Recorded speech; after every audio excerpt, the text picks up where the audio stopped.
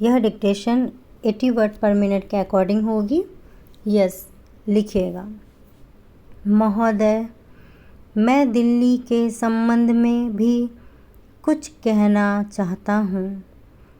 अब दिल्ली चूँकि केंद्र शासित क्षेत्र है और दिल्ली को केंद्र शासित क्षेत्र माना गया है, तो स्वभावतः दिल्ली वालों को यह आशा थी कि केंद्र से शासित होने से यहाँ पर उन्नति होगी और यहाँ के लोगों को कुछ सुविधा मिलेगी, संतोष प्राप्त होगा।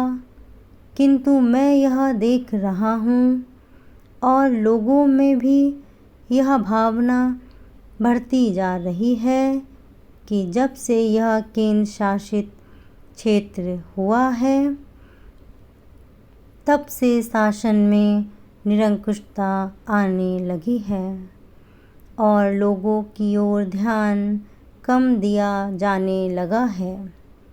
इसलिए मैं यह कहना चाहता हूँ कि दिल्ली प्रशासन के पुनर्गठन के ऊपर पुनः जोर दिया जाना चाहिए और हो सके तो उसके लिए एक समिति बैठा दी जाए और उसके लिए सोचा जाए कि दिल्ली का प्रशासन किस तरह का होना चाहिए।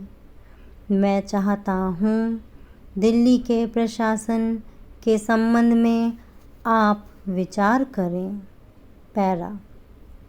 भ्रष्टाचार के संबंध में यहाँ बहुत कुछ कहा गया है, मैं पुनः उसको दोहराना नहीं चाहता, किंतु इतना अवश्य कहना चाहता हूँ कि आज देश में जनता का जो नैतिक स्तर है वह दिन प्रतिदिन गिरता जा रहा है।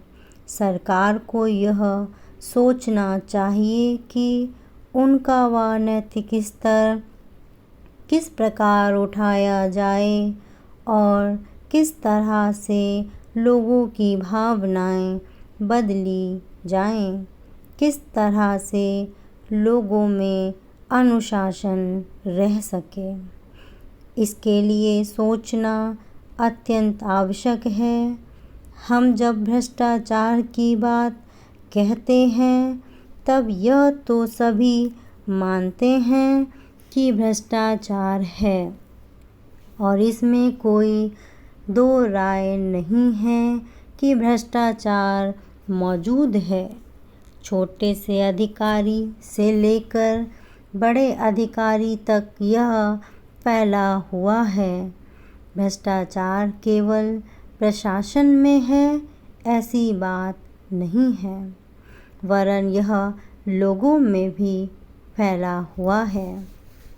जब करों की अदायगी का प्रश्न आता है तब लोग दो दो खाते बना लेते हैं और आयकर की चोरी करने का प्रयत्न करते हैं और कर से बचने के लिए भ्रष्टाचार करते हैं।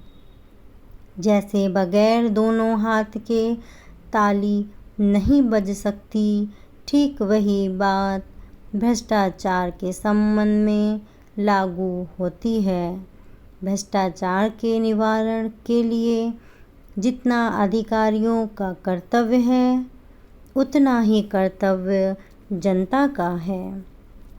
अधिकारियों को तो सतर्क रहना ही चाहिए, क्योंकि यह जो संसद है वह कानून बनाकर उनके हाथ में दे देती है।